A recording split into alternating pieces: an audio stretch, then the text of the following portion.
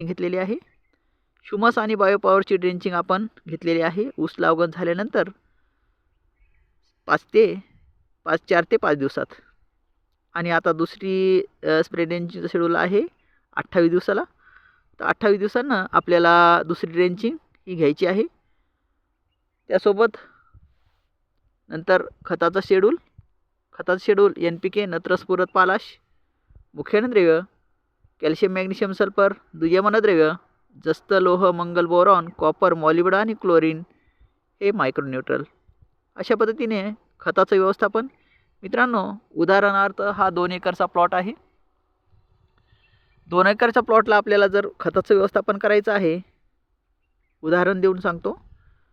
जर समजा 2 एकरसाठी आपण जर 2 एकरसाठी 200 किलो खत जर घेणार असोल 200 किलो,